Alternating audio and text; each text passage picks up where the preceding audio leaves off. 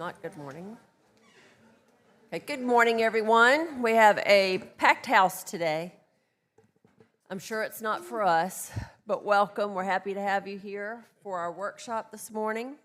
We would ask if you would please silence your cell phones, and we will get right into our agenda. And we have our very first, not our very first, but our first presentation today is from the Myrtle Beach Area Chamber of Commerce. And they're going to give us our quarterly update. And I think, Jimmy, are you going to take this one over?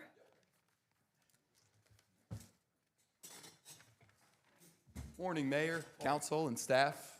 Thank you for the opportunity to be here today. Wanted to thank you for the opportunity to present our 2024 quarter four report to you all. As a reminder, we're a quarter behind in what we present to you. So what you hear today from the finance side and from the marketing side will be for the end of 2024. We also have several members of our staff, our board, and several members of our finance review committee here as well. These are folks that are volunteers that volunteer to improve the quality of life for our residents. So appreciate them being here and taking the time. We have a really big organization across the street, and it's really hard to jam all the activities that are happening across the street into 15 minutes. So we're going to try and take a different approach with these reports and really highlight one or two core functions of the organization. And today we're going to highlight how we are good stewards of the dollars that the community's dollars that you all invest with the Myrtle Beach Area Chamber of Commerce. We're also going to give you a short marketing update as well, and I'll recap with a short advocacy update. But really today we're going to focus in on finances and have our Chief Financial Officer, Randy McKeel, present to you today on how we're good stewards of those dollars that you invest with us. And I use that term invest specifically because it truly is an investment when you're investing the money, the community's dollars with the Myrtle Beach Area Chamber. For every $1 that council invests with our organization, you see a return on investment in terms of economic impact of $143 per $1 invested. In addition to that $143 of private economic impact, you're also seeing an additional $20 of local taxes generated by that $1 invested in tourism. So we view tourism as a strong investment to improve the quality of life for residents. So you're going to hear from Randy. You're also going to hear from Mr. Nathan Skipper with Smith Sapp, who just completed the 2024 audit. I'm not going to jump the gun in terms of the good news that Nathan's going to share, but he'll share some good news regarding the 2024 audit of the organization.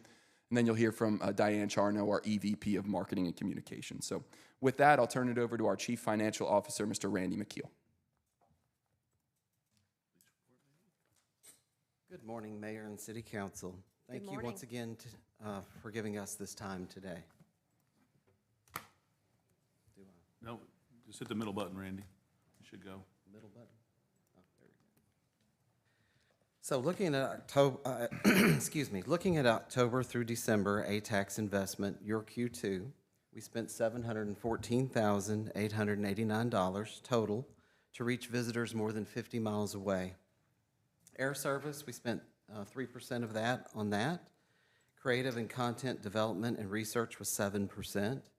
Destination publicity was 1%. Digital and social search are the biggest investment at 29%. Along with TV and outdoor and print at 23%, traditional advertising makes up 52% of the total spend.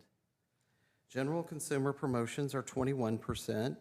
Those are activations and trip promotions, visitor centers and call center services, and visitor guide distribution, among other things.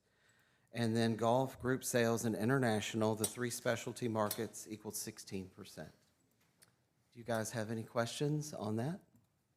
I do. Just for the public, if you would explain. Some people don't understand what some of these categories mean.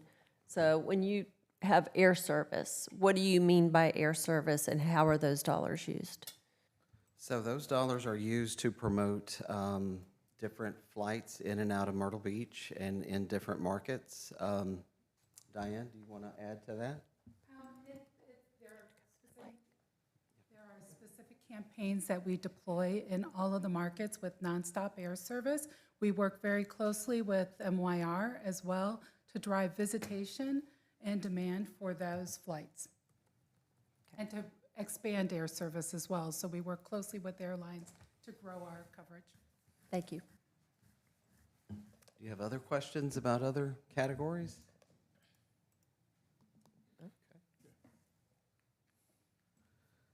Okay, looking at October through December TDF investment, your Q2, we spent $17,210,142 to reach visitors out of state.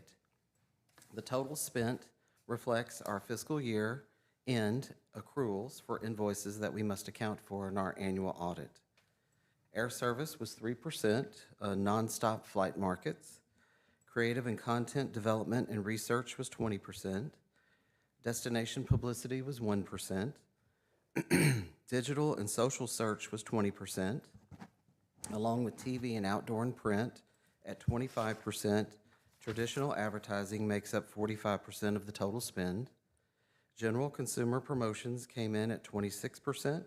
Again, activations, events, and trip promotions. And then golf, group sales, and international, the three specialty markets equaled 6%. Any questions about TDF spend? Yeah, can you discuss what the differences are between ATAX, TDF, or someone? Okay. So A-tax is the accommodation tax, the 30% that you guys designate to the chamber to spend. And that can only be spent out of in-state, 50 miles out. Whereas TDF has to be spent on the non-South Carolina residents only to bring them in for marketing and advertising. Okay, and how is ATAX collected and how is TDF collected? So, ATAX is a tax on hotel rooms correct. and TDF restaurants. well, A-tax is just hotels, accommodation tax. And then TDF is a 1% sales tax within the city of Myrtle Beach only. And then that goes to the state, and then 80% goes to the chamber, and 20% goes to the city of Myrtle Beach. Any other questions about that? What are your core international programs? How does that work? Are you targeting specific locations? That would be a- Ireland as an example? That would be a Diane question. You're back up. Yes, for the international markets, we target a couple of them. Primarily Canada is our number one international market that we target, followed by England, the UK, and Germany.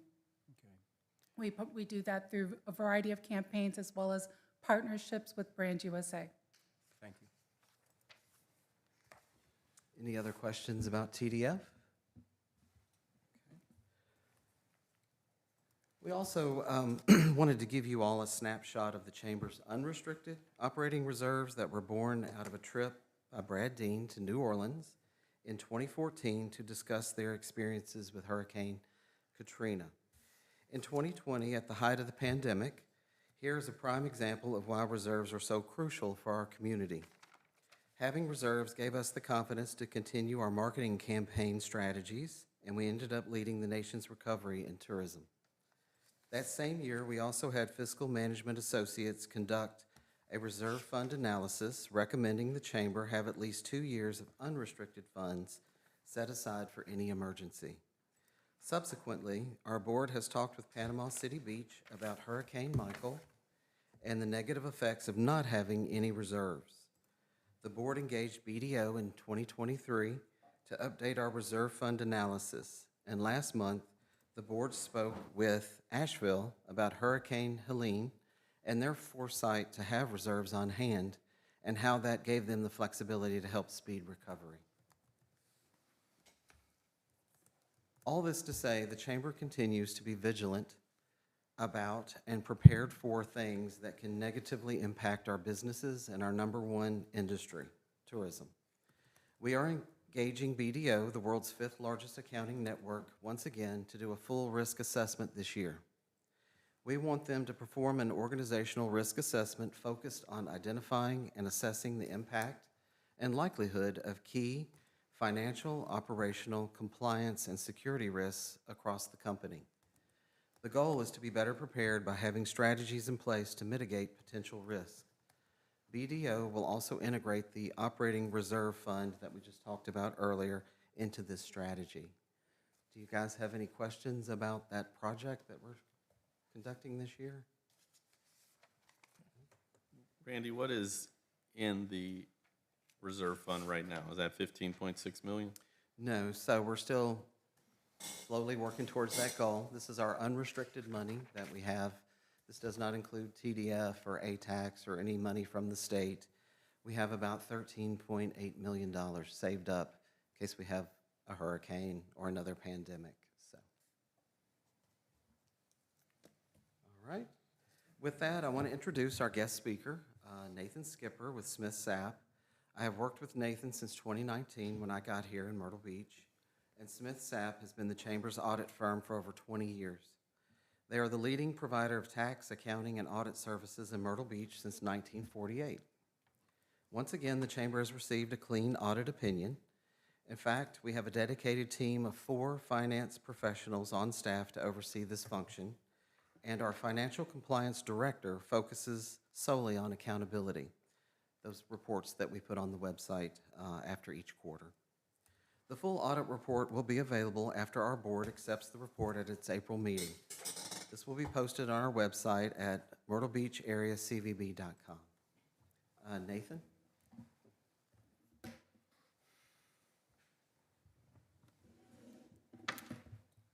Thank you for having me this morning.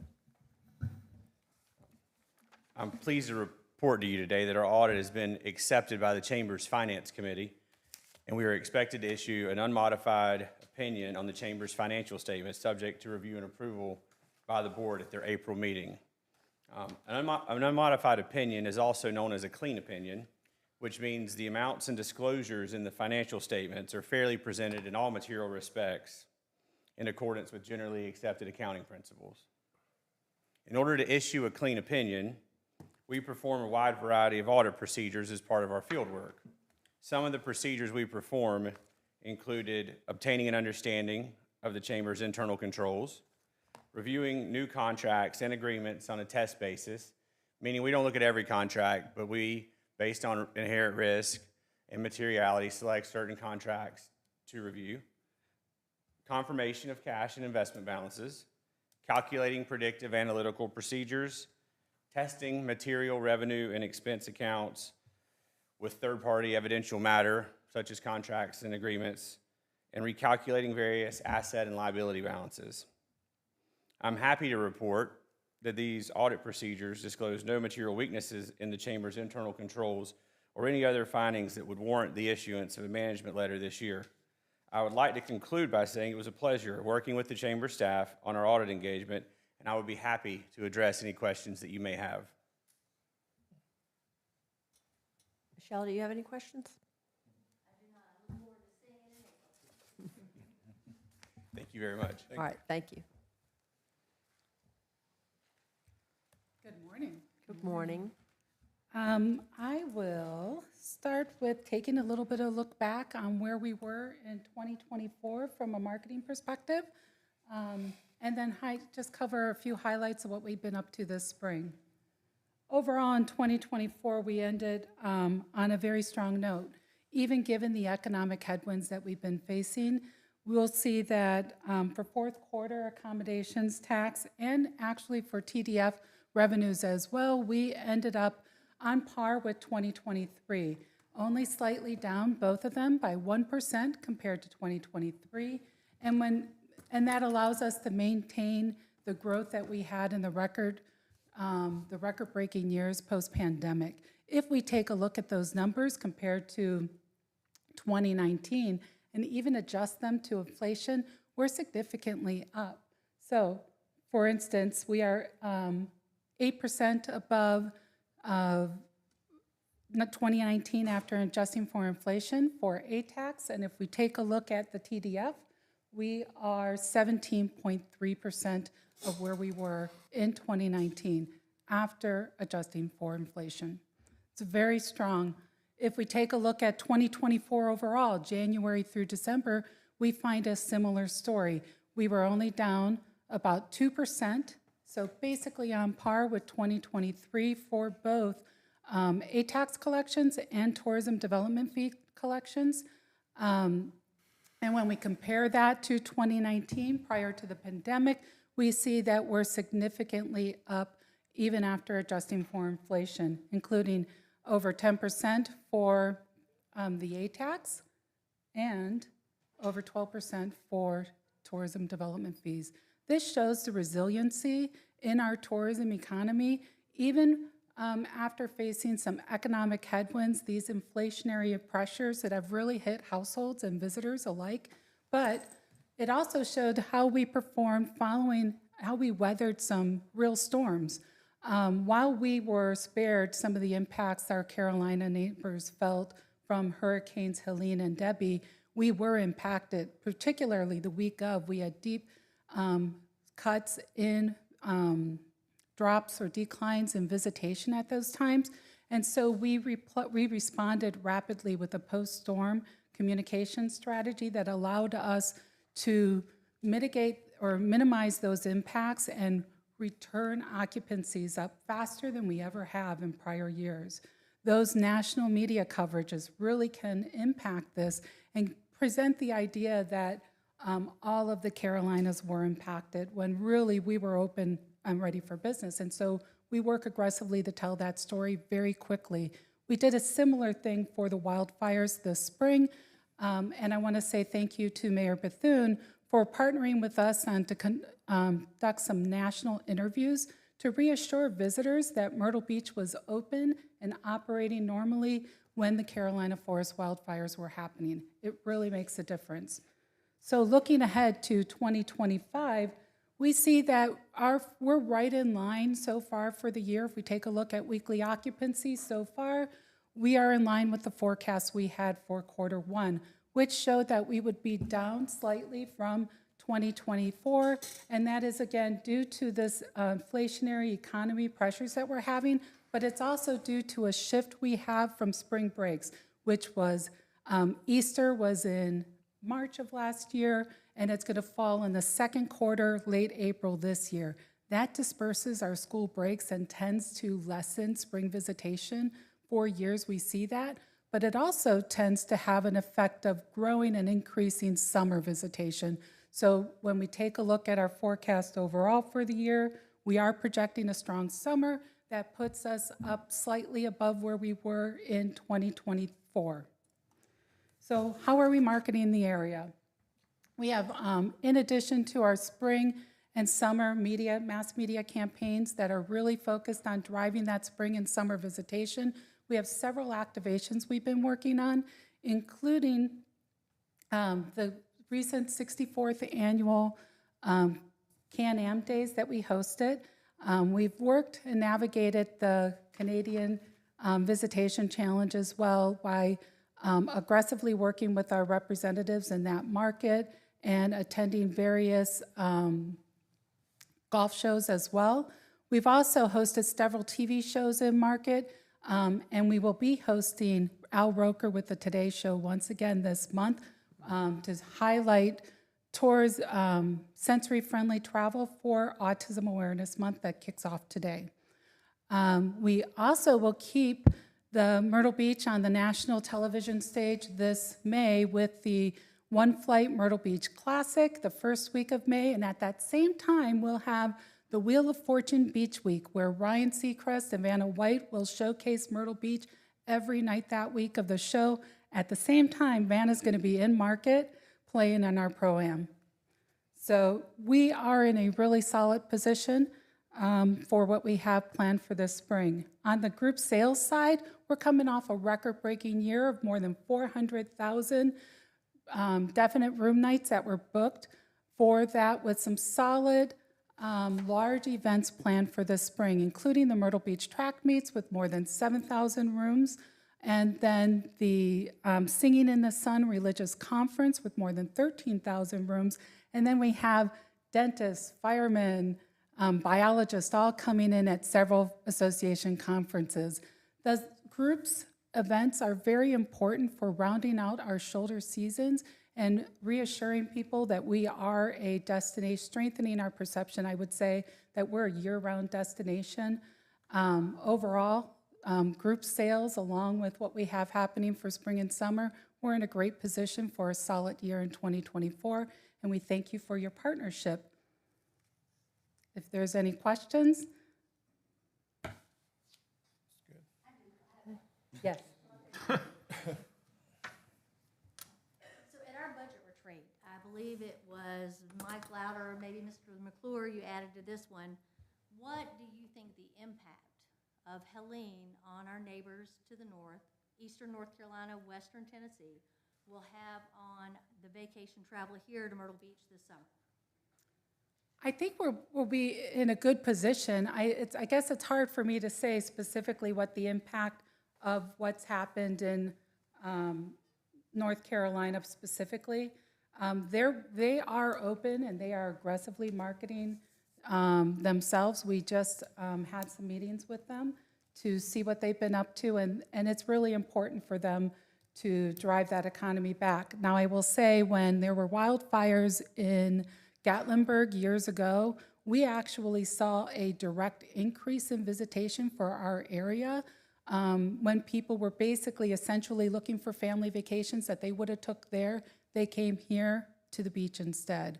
So, you know, the amount of visitors that Asheville and the North Carolina area receives is a lot less than what we typically do in general. So, you know, we're going to support them, but we're confident that we're still going to attract a lot of people. At that time, though, when those storms happened, we think there were perceptions that all of the Carolinas were basically impacted and shut down, but that's why we have an aggressive earned media campaign to make sure people know that we're open and ready to host them.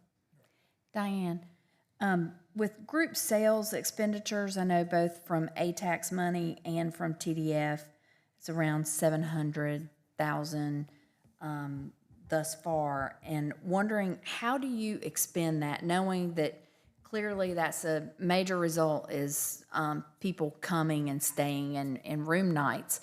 So could you explain to us how that money specifically is expended to promote groups coming into town? It's a combination of things. So and there's probably additional funds that come even from what we get from SCPRT, from statewide grants, but all in all together, what we do is marketing department works closely with the group sales department, with Bob's team, to promote the destination a couple different ways. There's an advertising campaign that's targeting planners around the country, and then we also have the group sales teams that are actively out there meeting.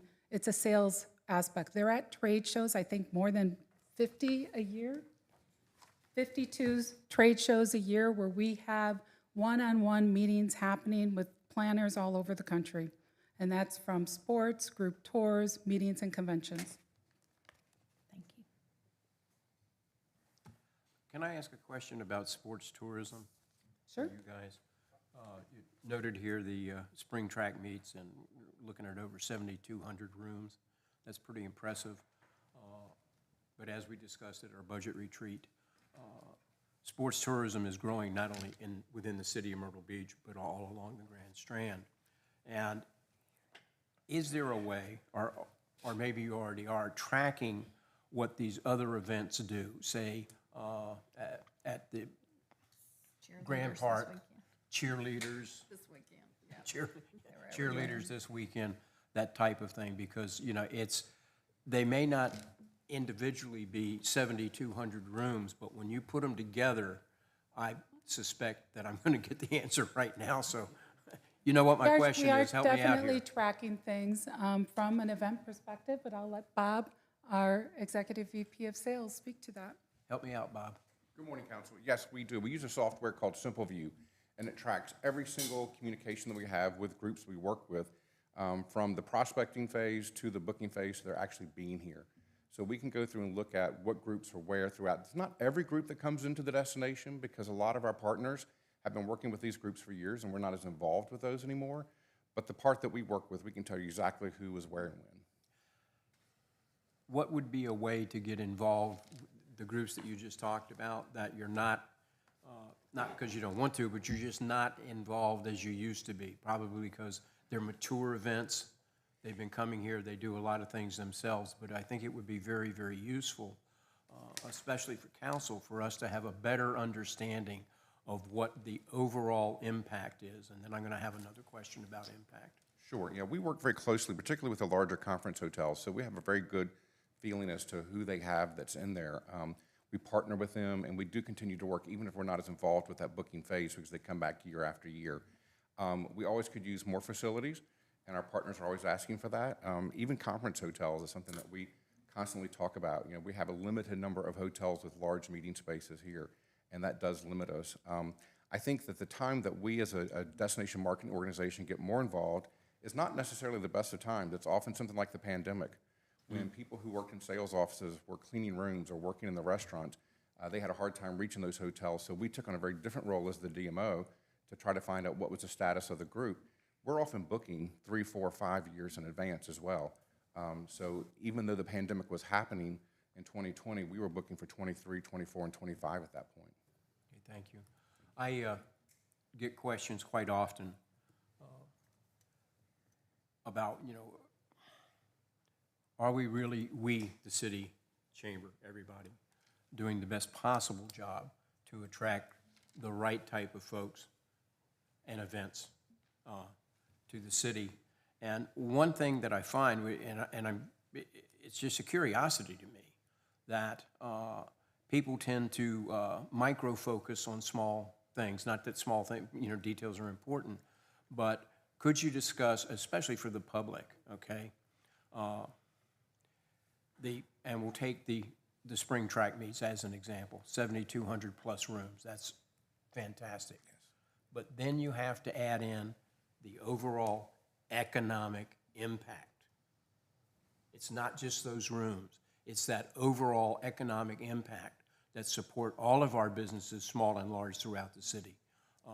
Sometimes we don't focus on that enough, and therefore the public may not be cognizant or top of mind about the overall impact. Absolutely. For example, with sports, I've had to learn a long time ago that female sports have a much larger economic impact than male sports. They tend to, when they come in, have more people who come with them to the destination, but they also spend a lot more in the destination. Conference and meetings groups, they tend to come in and spend more time. They do more entertaining. They spend more on their food and beverage while they're in the destination as well. So each market segment has really some unique variables that make it a more attractive market segment than others. Motor coach, for example, a Canadian group that's coming down, or one from upper state New York or the upper Northeast, they tend to come down this time of the year, and they'll stay for 10 days. Whereas a motor coach group from Charlotte or Raleigh may come over and just spend 2 nights with us and go to theaters and what have you. So those groups are very important to us as well. So with each market segment, we do have strategies to really try to focus on those that are going to have the biggest ROI for the destination. That's great. Thank you. Thank you, sir. And Josh, correct me if I'm wrong, our sports tourism, group sports, it makes up 60% of our group visitorship. And what was the economic impact we discussed last week? I mean, we have those numbers. Yep. For last year, for 2024, is $185 million sports tourism, the economic impact to the city. Thank you. Bob Harris is a hidden gem in our organization, and his department is, you don't see them a lot because they're all over the country and all over Canada too, out selling Myrtle Beach. I mentioned at the top that we're going to highlight, we got a lot going on, we're going to highlight and key in on each department at a certain point. Spoiler alert for you all, Bob will be the star of the show during our next quarterly report to highlight the group sales function.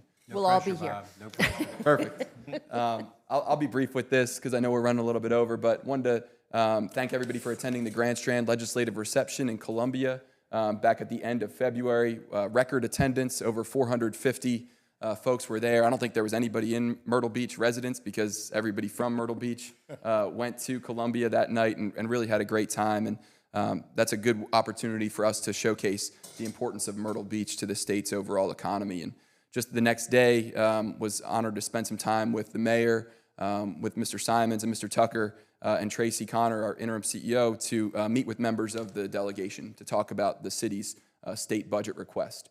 Really got some really good quality one-on-one time with members of the delegation, and then recapped it with meeting with the entire House Ways and Means Committee, which was, I think, sending a really strong message when the city and the chamber go to Columbia together and advocate together as opposed to separately.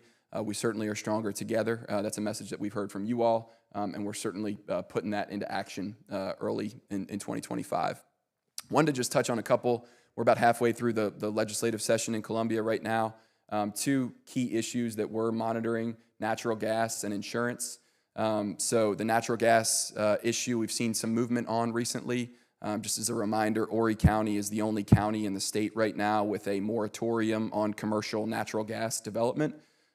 This is due to access issues. I think we talked about this a couple months ago, due to the growth in our area of the natural gas availability on the commercial side. Fortunately, the House has already passed an energy bill that would help us on the natural gas front, and that energy bill is now in the Senate being voted on in the full Senate this week. I shouldn't say it's being voted on this week. It will be debated this week. You all know they like to debate things for a couple weeks, so we'll hopefully get a vote within the month of April. And we also saw some movement, too, on that front, on the legal side regarding the legal case with the expanded access for natural gas, with the Supreme Court now hearing a case dealing with natural gas that would really impact us. Insurance and tort reform, saw some movement out of the Senate last week on insurance and tort reform. So a modified version of S-244, which I'm sure you all got text messages about, blowing up your phones on this issue. I'm not breaking any news to you guys that passed the Senate this past week. That does deal with the joint and several liability issue. It deals with some liquor liability issues. I think the goal is to improve the insurance climate in South Carolina and increase the amount of carriers that are willing to write in our state. It will now need to go to the full House of Representatives to be debated there and ultimately voted on.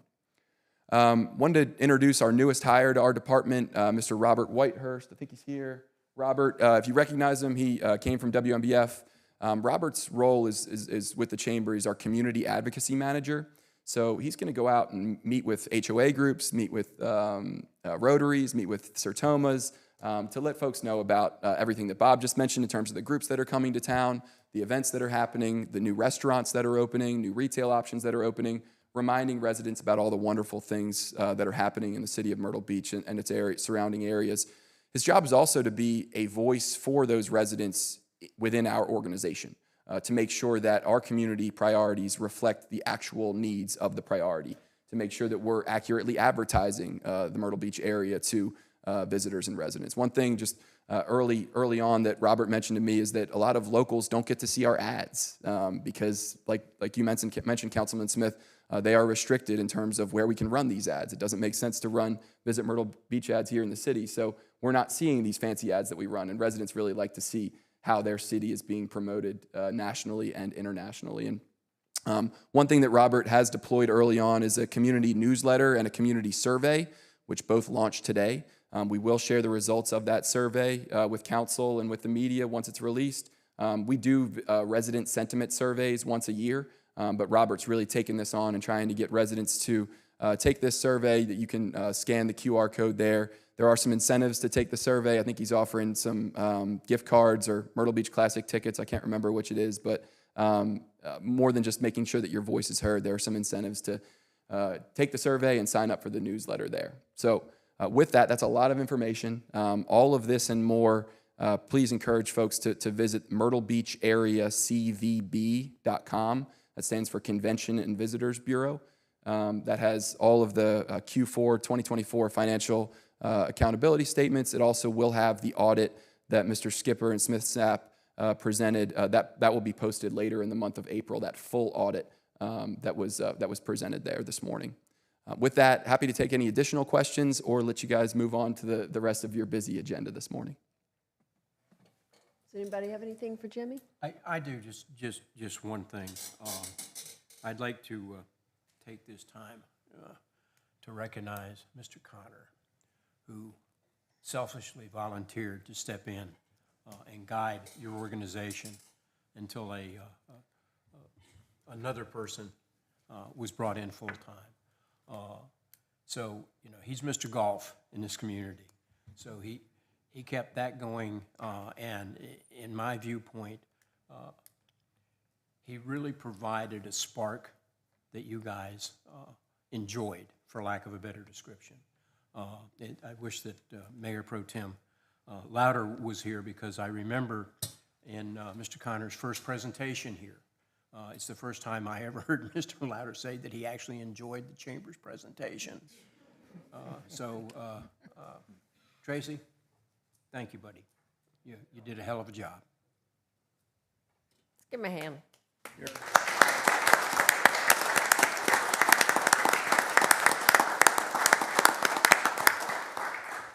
Jimmy, since it is April Fool's Day, I have a trivia question for you. When we were in Columbia, making our rounds, our visits, you learned about a TV show that was way before your time. What was the name of that TV show? The Golden Girls?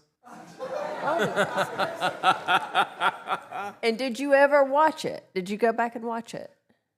Been a little bit busy. No, Okay. sorry. Next quarter, that'll be part of our report. A recap. Thank you all. Thank you. Great job, everyone. Yes. A Betty White stamp just came out with the Postal Service. I saw that. It's going to be in my mailbox today. I'll share a story with you later about the Golden Girls. Is it a recent one? Yes, it is. I know it.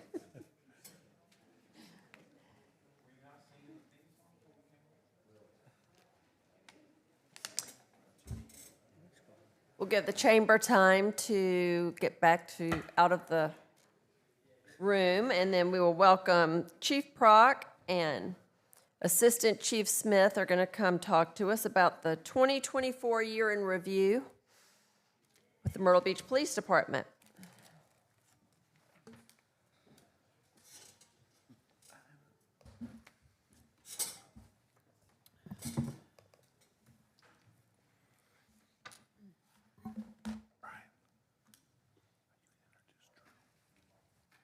Well, good morning. Good morning. I brought some team members with me, Oh, Murphy's still here. Quite a few. quite a few. Several, as you know, are on the road busy and are working tonight, but we all wanted to show our support of exactly what we have completed over 2024 and what we have in store for 2025. Come on, guys. So Don't be we will shy. go ahead and get started. Don't be shy.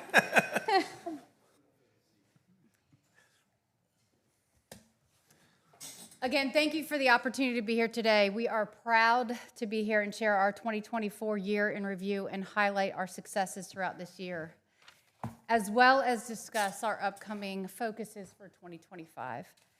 So let's dive right in. For 2024, our focus remained on safety. Not only safety, but service and collaboration.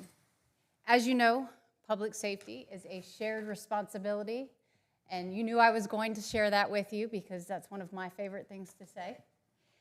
It's not only a shared responsibility, but you can't do life alone, and you certainly cannot police alone. We do that well here in Myrtle Beach because not only do we have the support of our community, but we have the support of our city and our council, as well as our management staff. The work ethic in our team and the community stands out, as well as our partnerships and our loyalty. Our oath is important to our daily mission, and you see it within our team. Anytime that we swear in a team member, whether it is a new team member, whether it is a new position, whether it is a officer that is getting promoted, we all say our oath together. Whether we are responding to calls, participating in programs, as you see up on the screen, or just engaging, we take our oath seriously. This year, we are proud of the many accomplishments that we were able to bridge. These accomplishments are from increased de-escalation training, which is included in having 2 additional trainers added to our staff.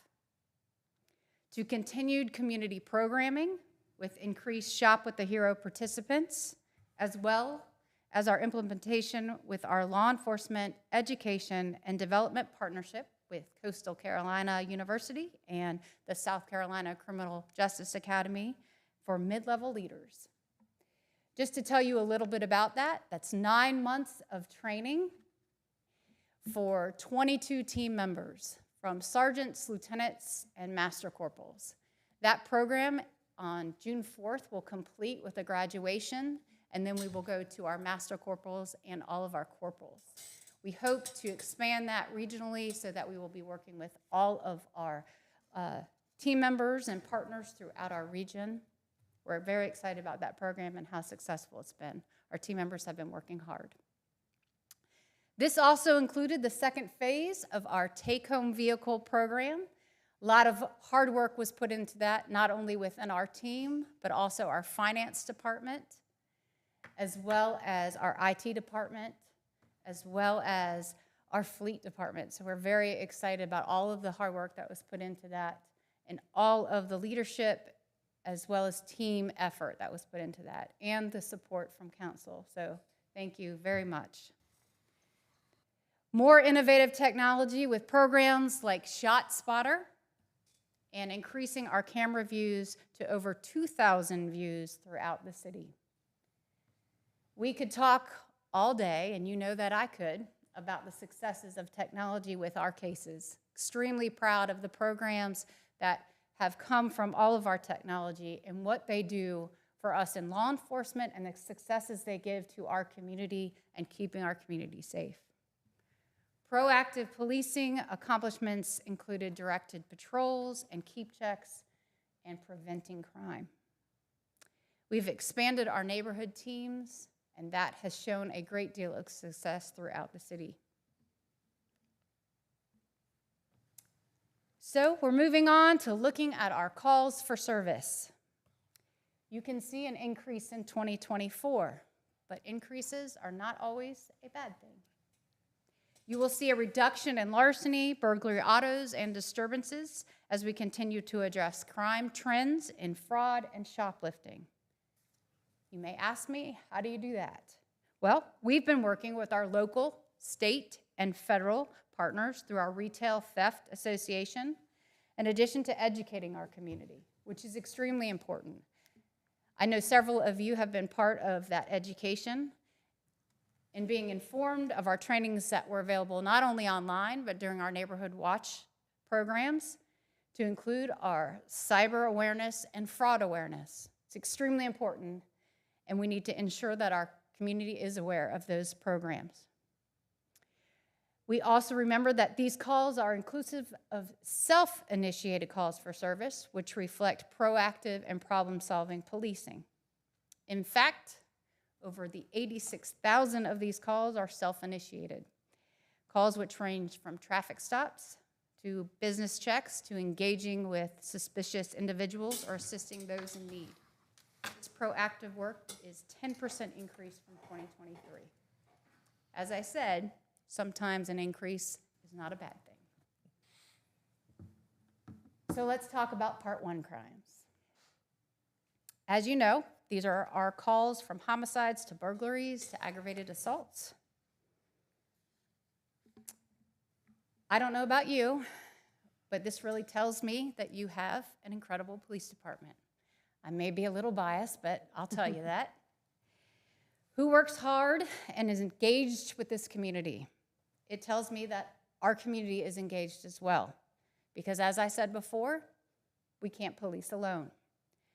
47% decrease in Part 1 crimes since 2015. That's nearly cut in half. And to me, that is absolutely amazing. Chief? Yes. What year did you become the police chief? 17. Okay, just checking.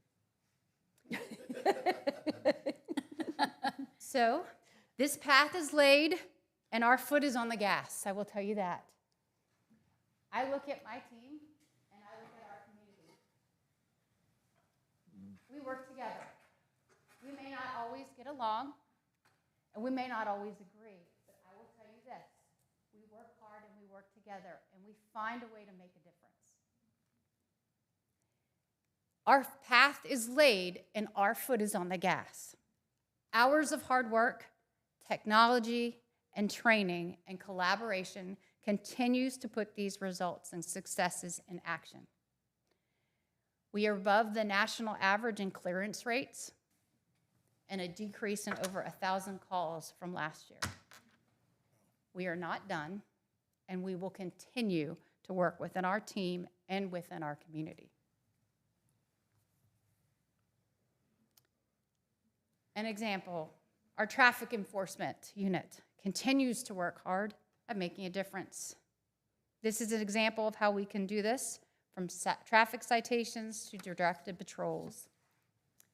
As you can see, this year we had several officers acknowledged for their efforts in DUI enforcement.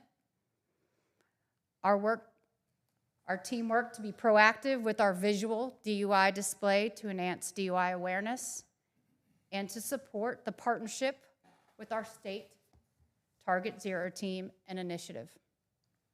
We work with our law enforcement network in the 15th Judicial Circuit and throughout the state, in Horry and Georgetown County. This includes checkpoints for safety and DUI enforcement. Our services have not stopped. They go division-wide. Detention and support services across the board mirror our divisions. Tech at its finest. Real-time crime reviewed over 7,500 calls for service and answered over 900 requests. That's from investigations, from patrol, from waterfront, from our Special Operations Division. With additional views, we continue to be successful in investigating cases. With this increase, we also received an increase in our Freedom of Information Act. That means we had to also answer those calls, over 3,900 requests.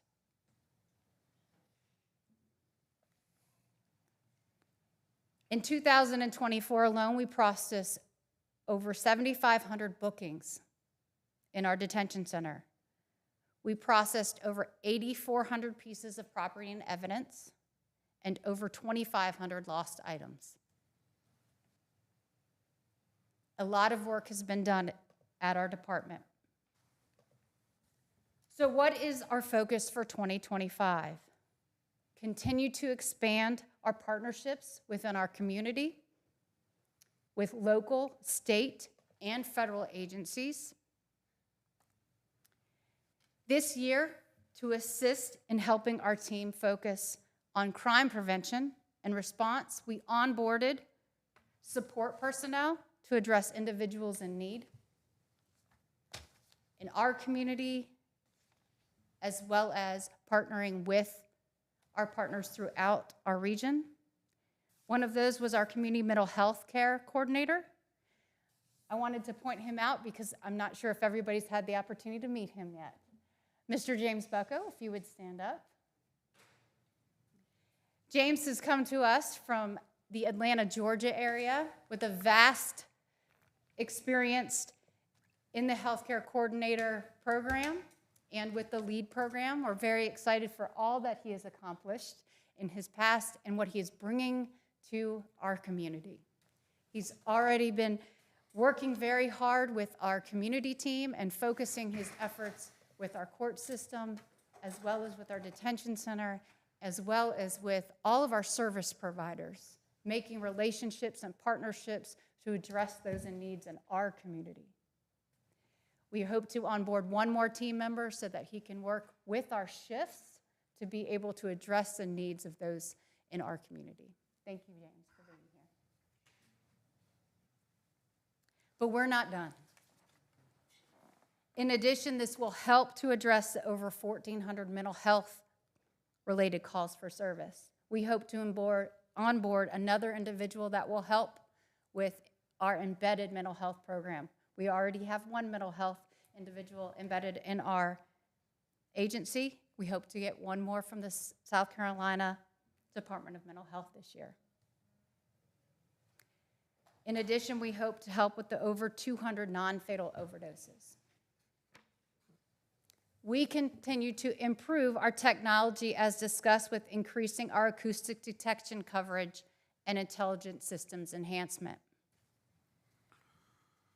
As you heard already, the increase in 10% of the city is covered by the acoustic detection.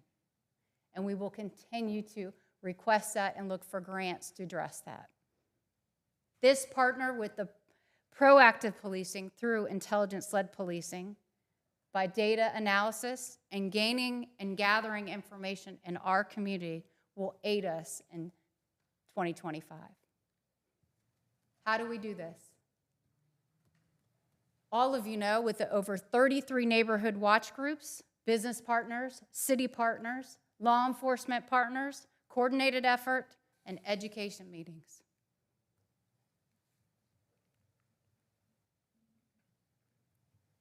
But we're still not done yet because we need to be the best we can be. We need to have training and development of our team. This year we had almost 28,000 training hours with 29 unique classes from leadership to event planning to command training. Our focus continues to be on enhancing and building our team. You can't do it any other way. In addition to that, we need to have the engagement with our community. Programming within our community is important and absolute. Our focus for engaging and creating public trust from our youngest of citizens to our most experienced. From the Citizens Police Academy to our Junior Police Academy, to fishing, to shopping, to awareness, to education, to sharing what we do, this is what MBPD is about.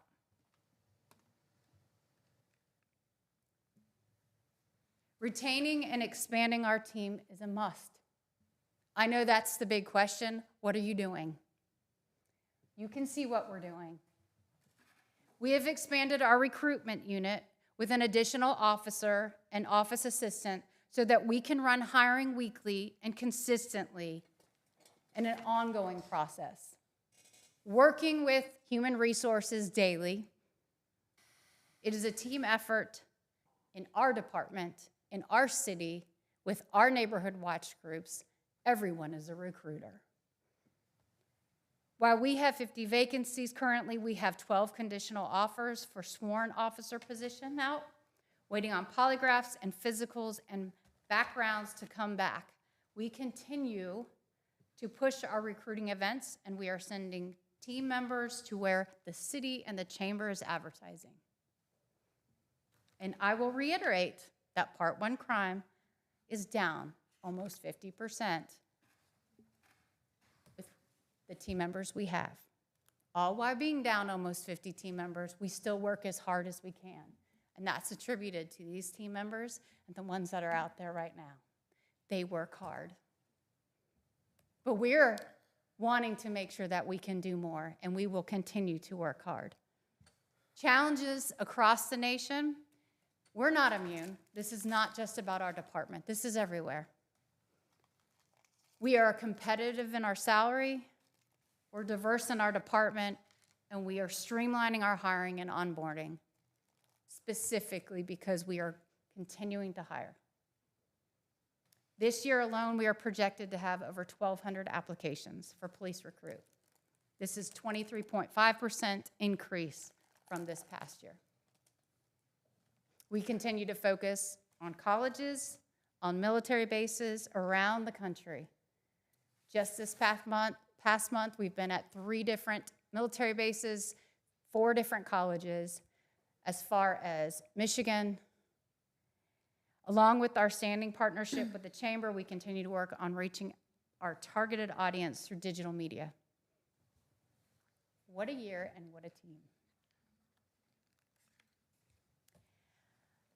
What opportunities does 2025 bring us?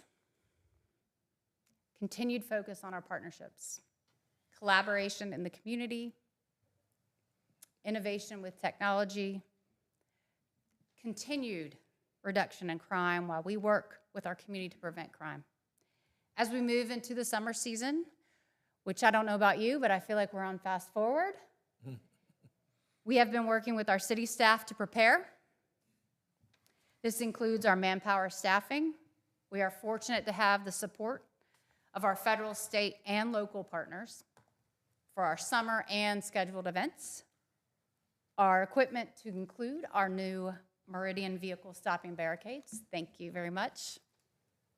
Our traffic management programs and data-driven staffing allocations. So on behalf of the Myrtle Beach Police Department, myself, our command staff, thank you very much for your support and all you have provided us throughout this past year and the year to come. Does anybody have any questions for us? First of all, how about a round of applause for this team?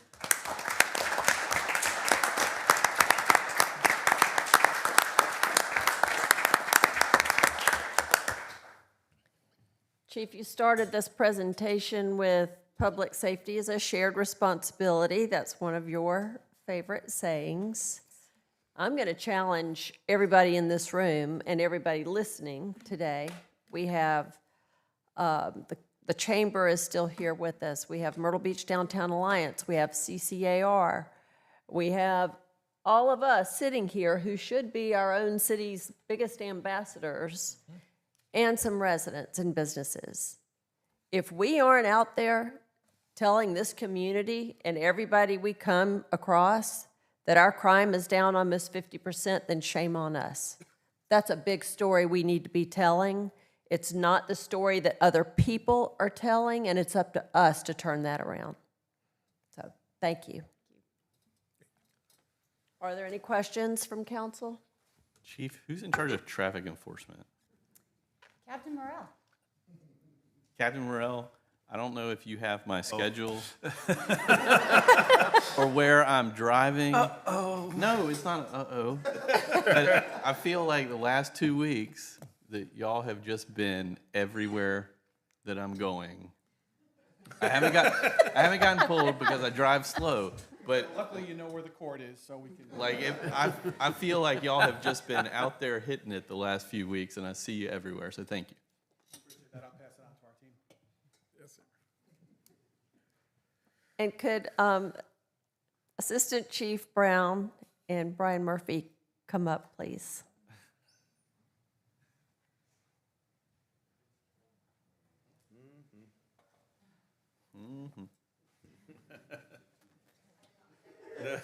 No, she did not do this. This might be the uh-oh.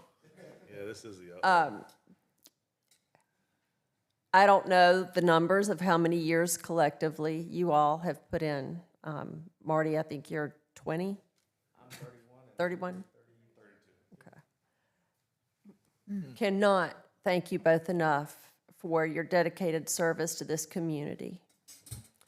You are going to be dearly missed, both of you, and you have served the city of Myrtle Beach well, and you have made a difference. So thank you both. Yep.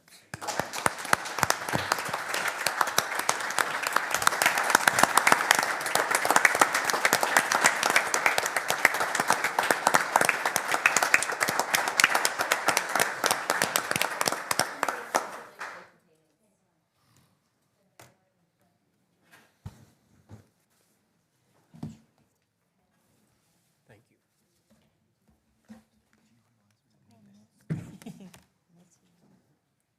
You do well. You do well. Okay. Study, get the clothes right. That's right. Good to see you.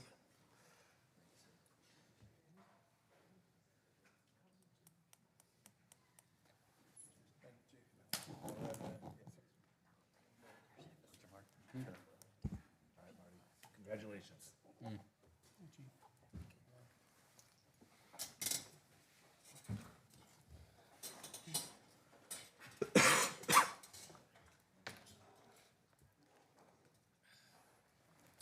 All right, Michelle is coming up, and she's going to talk about a resolution of intent regarding Fire Station Number 1. I consider myself really lucky today to follow a presentation like that with another good public safety story, because that one was hard to top. The tremendous job that our police department has done over the years is commendable, and I appreciate them. Our fire folks, much the same, particularly as we've talked about these fires lately. You know, they have been partnering with these other organizations, and they've done a tremendous job as well. One of our busiest fire stations here in the city, as you all know, is Fire Station Number 1. I've got here a current picture of that station. It was designed in the 1990s to house 8 personnel. It's currently staffed with about 12 at any given time. And since the early 2000s, an ambulance, fire apparatus have been added. There are 3 bays. We've got 3 apparatus and probably 4 other vehicles that are housed in that department, including the vehicle that tows the jet skis down to the beach. The facility has obviously outgrown its living space and its ability to store the apparatus. And the location, or the station that manages the largest number of emergency calls in the city annually, is currently overcrowded. The proposal that we've talked to you about a couple of times before is to relocate Fire Station Number 1 and expand that station.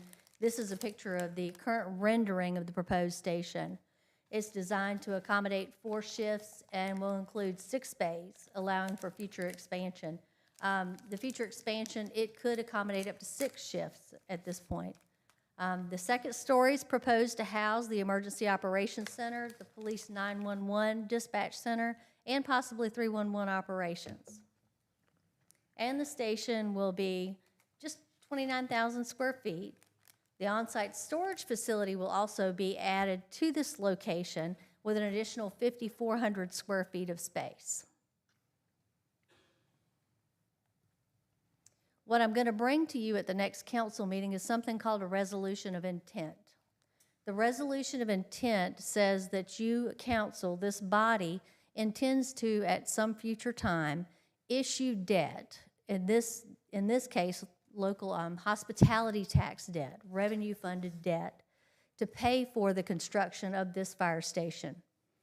It does not authorize us immediately to go out and issue that debt, but it says that you intend to. And why do we do this? We do this so that we can go ahead and begin to spend money on the project, site work, that sort of thing, so that when we are ready to issue the debt, we have a more firm number on what the cost is, and we can properly size the debt. To maintain the tax-exempt status of the bond, we have to have this resolution of intent in place to be able to reimburse ourselves and spend this money at this point in time.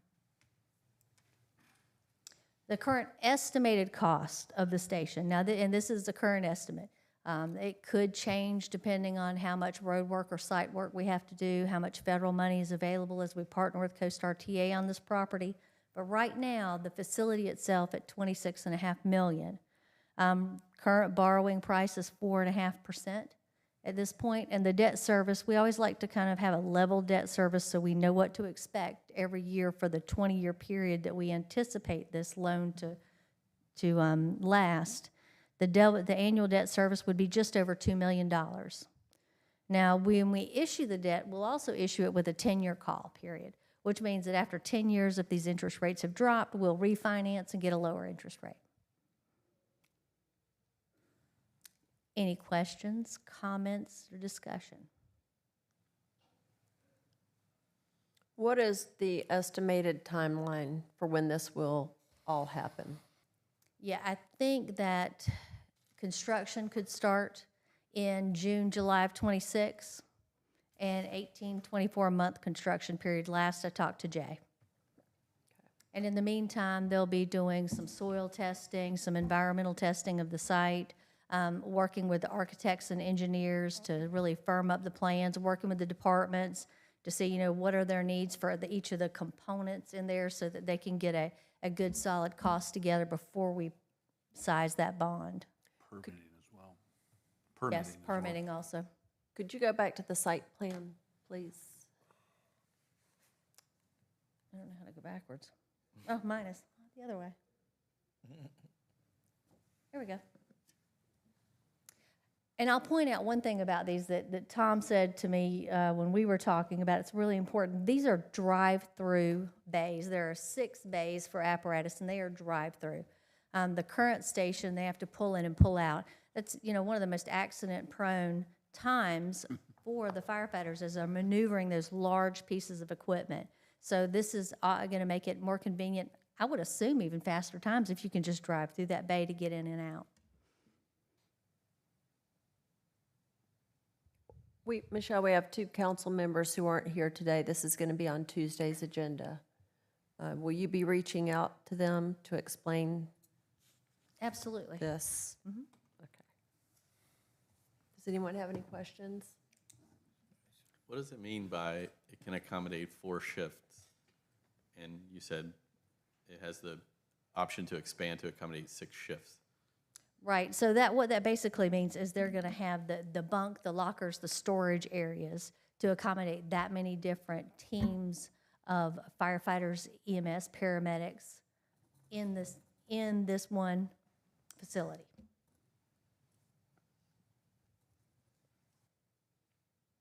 Plan for growth. Thank you. So, Fox, the whole Emergency Operations Center will move here from the Market time. Common. In time. We got, what, a couple of years before we even have that, yeah, but we're in time, that's the vision. Yeah, one of the things that we have come across, they're still in talks with our IT folks, and the equipment for both communications and the EOC Center is very costly. So designing that and pulling together funding for that just take time. What's the garage in the back for? Is Tom here? No. Garage things? Garage. The maintenance Maybe a facility? maintenance facility for the fire trucks. Say boats, water rescue. Jet skis, trailers, that kind of thing. Right now, too. they're using station, what was it, 3 down Howard Avenue, I don't know what station number that's 4, to work on the apparatus, and it's not very conducive. And Michelle, just compared to what we have now, for the people who say, well, you should expand, and there's no chances of expanding where we are right now. That is correct. There is not enough room on that site to expand this facility. Even if we didn't do the 911 center and the EOC operation, there's just not enough room. Yeah, we're landlocked. So what is the plan for that site when this new station is built? We haven't decided that part yet. I'm sure we can find a use for it for storage or some other thing. I know the fire department's got some designs for a museum. I'm not sure that's gonna fly, but we also, I think they use it for, we use storage for a lot of our supplies for the fire departments. There's no room. We also keep, a lot of people don't know, we're one of the few that have paramedics, and we keep a lot of narcotics on site. So there's a lot of security there. So there's a lot of, that'll be part of it. We'll find, not sure what else. We got a couple years to. I think if you ask 5 different departments, they would tell you 5 different things that it would be for. Everybody Some wants people's it. already put their Yes, dibs on it. Yes, So, including the fire department. Yes. So, Okay, thank you, Michelle. thank you. All right, workforce housing, Mr. Tucker. Good morning. This is the last item on your agenda, and it will be, the official portion will be very brief. Obviously, we can have Q&A discussion after that. Drew Chambers here. He'll make his way up in just a second. In May of last year, you all passed a resolution providing your support for 3 different projects that were affordable housing, workforce housing projects that were applying to the state for state low-income housing tax credits. Our support in those resolutions were basically contributing the 2% voucher credit that we have as a stated incentive, and we extended all 3 of those projects, the 2% voucher program, which essentially equates to about $6,000 per unit. Drew's going to come and talk a little bit about the changes at SC Housing. None of the 3 that we supported last year in the city were funded or received the tax credits, and we continue to have workforce housing, attainable housing conversations and discussions and strategy sessions about how we move the needle in the city of Myrtle Beach to create more affordable housing product and more attainable workforce housing product. And so we continue in that effort. Drew's going to talk a little bit about some of the changes at SC Housing. It won't be a very deep dive, but I felt like he brings a wealth of experience in how that program works at the state level, how it impacts the developers that are in this space. And then I'll come back up and talk a little bit after that, after he provides a couple of comments. Drew?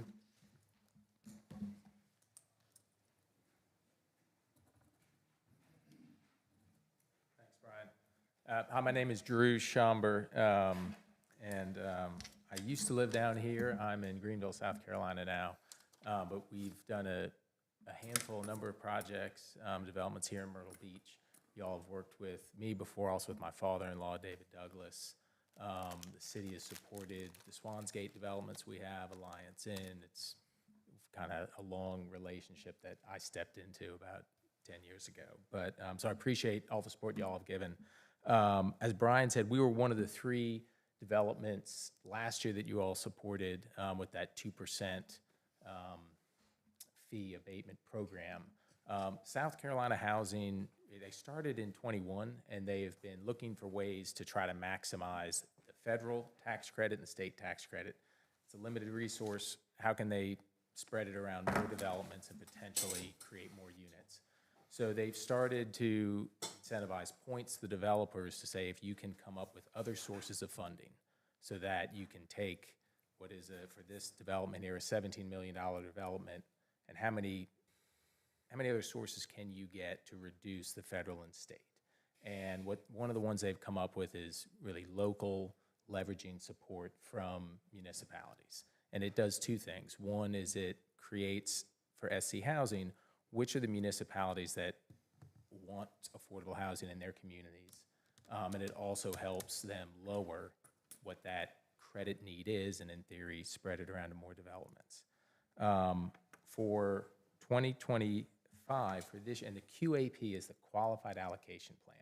That's kind of it's a federal tax credit program, goes down to the states, and each state comes up with the competition, kind of the game, that all developers compete for. I think there's 78 or so applications in right now to the state.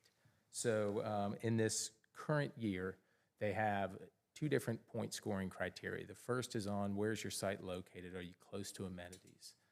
We're resubmitting a site just down the street here on Oak Street by Oak and 16th. And it scored perfect score for the first round, which a lot of the developments do. For the second round, it is, will you build with Earthcraft or LEED, those sorts of things we're doing. Will you provide supportive housing units? We have 10% of the units will be supportive housing. We'll have a social services contract with the local Department of Mental Health here for those residents. And then the third, they get into what other sources can you provide? And that's why I'm here today to kind of explain a little bit of where the Qualified Allocation Plan has come up with a total of $10,000 per unit if you can get this local support. And I say local, it's open to, it is a loan. It doesn't have to be a capital contribution. It can be formed a loan, and it can also be that the abatement program works. So the 2% gets us about, in the ballpark, about $320,000. And we're proposing 54 units. So at $540,000, there's about a $220,000 gap. And that's really what we're hoping the city would be willing to support, similar to what you all have done in previous developments for us. I think the last one, maybe Swansgate 3, that you all supported. And it really, right now, as we look at as a state level competing, Greenville, Charleston, York, a handful of the cities and counties, they have funds set up because they've noticed the trend from 2021 to where we are now in the metropolitan pools. We're not competing in the rural areas, but within the metropolitan pools, most of those larger cities, will have recognized, hey, if we don't support this thing as much as we can, it may not get funded. So, and that was pretty true last year. And 23, there wasn't a round. South Carolina kind of had a pause in the tax credit round. But when we've looked at it, people are maximizing those points, and that's really what we try to do to make a deal competitive. I think and looking at it, the way, one way to look at this, it is a large sum of money at about $17 million. It's about 3% of the total cost of the development. So what we're doing in the 25 QAP is it'll be 35 years of affordable housing, 54 units for families. There are 18 one-bedrooms, 18 twos, 18 threes. So looking at, as you all know, the cost to do anything today, at $10,000, I don't need the $10,000 a unit to make the deal work. I need the 6 points to get ahead of the next guy to then get $16.5 million of debt and equity to balance the $500,000, that ultimately would be looking for the city through the loan or the 2% abatement. So it really does, that money, you can singularly say, hey, we got this development approved and built for $10,000 a unit. So in terms of looking at where city costs can go compared to somewhere else, it really moves the needle. And if we don't get funded, it doesn't cost us, it doesn't cost anything. Other than that, we didn't get it built. But we looked at the preliminary applications where our deal on Oak Street is, and I wouldn't be here today if I didn't think we had a very good chance of getting funded. We are redesigning the site, so it's works a little bit better than last year's application. We will maximize all the points that we can do. We've got the experience points. We have a very good relationship with South Carolina State Housing. So we'd love the support if you all are willing to do that, are capable of doing that, because I do think it'd be great for the community. If y'all got any questions, either deal specific or qualified allocation plan, I'm happy to answer. Any questions from council? Not a question, but I mean, Drew, David Douglas, there's a long relationship with the city. Over the years that David has did projects and, helped with the affordable housing, and the old school comes to mind. And I remember years ago, we sat over in an office building on Saturday morning, drinking coffee and eating donuts, talking about the restoration of the old school and what was going to happen there. And that was an exciting time. And David's also done a lot of other projects in the city. So I'm excited about this. I just hope there's a way that we can work it out. Yes, sir. Yes, sir. I have some other questions. To that point, Councilman Chestnut, talked to you about a couple of things. We've been working on workforce housing and affordable housing efforts here now, really since 2018, 2019, and in earnest the last several years. A couple of projects are sort of rounding third base, so to speak. On the agenda for next week, you'll have a resolution supporting our participation in the Community Land Trust. If you remember back in February, you received an update on the Community Land Trust. So that has now been, the bylaws have now been vetted and approved. The bank accounts have now been set up. And so that resolution will formally announce our participation in that program. So that allows one set of tools. The Community Land Trust, you can think of that as more of a regional partnership between the city, the county, a couple of other municipalities we expect to come alongside us, along with private employers that will eventually bank land, have developments built on that land, and will in perpetuity make sure that we're maintaining affordability. So that's the Community Land Trust piece. The second piece of this, you heard a presentation actually late last year from Community Works about a partnership with Community Works where we would essentially bring on Community Works to help us manage some of the workforce housing funds that we have been able to build up over the last several years. They do this primarily in the way of loans. And so we would not be issuing grants with that with a chunk of that workforce housing money. We wouldn't necessarily be doing grants or offsetting the 2% voucher program that we've talked about before. We would be issuing loans. Community Works will help us assess and underwrite lending opportunities. They would also participate in those funding opportunities.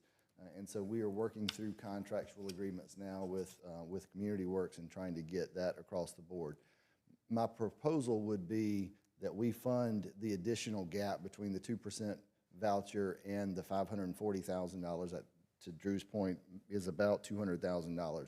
We would do that in the form of a low-interest loan over the duration of that project, and we would eventually recoup the principal there and then turn that over to another project at some point down the road. So both of those things we hope to be rounding third on and will be putting into effect here in the near future.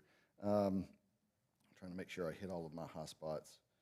Any questions from me on any of that? Any questions from Drew on the specifics of his project? Well, I want to ask council if they have any questions going back to the Community Land Trust, because it's been a little while since we talked about that. Everybody's good with that? And if you No questions? If you have questions between now and next week, just give me a call. Happy to talk through that. I'd like to have the opportunity to see the new project, We can do that. maybe at a future workshop. Okay, we can certainly do that. I think we will probably get requests from probably both of the other applicants from last year's cycle. I suspect we will see those two pop back up with a similar request, and I can set up an opportunity for you to view all three of those projects. And Brian, just to make sure I heard you correctly, the $220,000 gap will be done in the form of a loan where we do recoup those funds back. Yes, we would recoup that principal back, yes, ma'am. And again, terms, underwriting, assessment, all of that is still in front of us, but that would be my proposal. All right, anything else?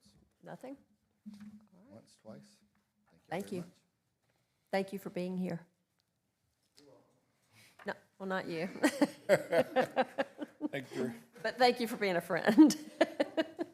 That doesn't mean you can take the day off, though, okay? Okay, that is everything that is on our agenda for today. We do have several executive session items. The first is to discuss negotiations concerning contractual arrangements involving the Myrtle Beach Pelicans. Next is to receive legal advice relating to changes to the city's parking ordinance. Then we move on to receiving legal advice relating to litigation with North Myrtle Beach concerning water transmission rights. We will invite Janet Curry and Dan Baines to join us for that one. And last, to discuss contractual arrangements with tenant on 9th Avenue and potential litigation. We will invite Fox Simons, Will Bryan, Brian Tucker, Josh Bruger, Michelle Schumpert, Marla Bell, Meredith Denari, and Amy Newshafer. May I please have a motion to go into executive session? So move. Second. Motion from Mr. Chestnut, second from Dr. Connor. Any discussion from council? With a 5-minute break. Any discussion from the public? Mayor, can we take up the issue or the item involving North Myrtle Beach first so that Mrs. Curry and Mr. Baines can participate and then leave? Yes, we can, sir. And we'll do a 5-minute break before we go into executive session, and that'll give everyone time to leave. Any discussion from the public? All those in favor? Aye. Aye. All those opposed? Motion carries.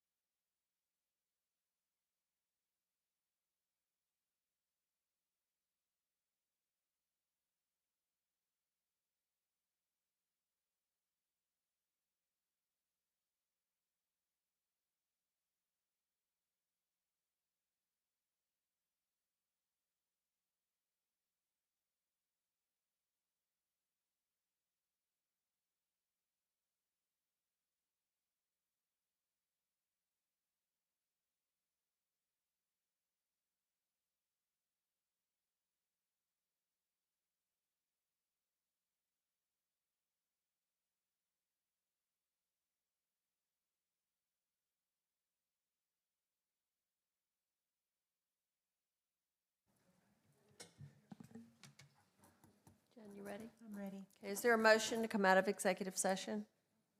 So moved. Second.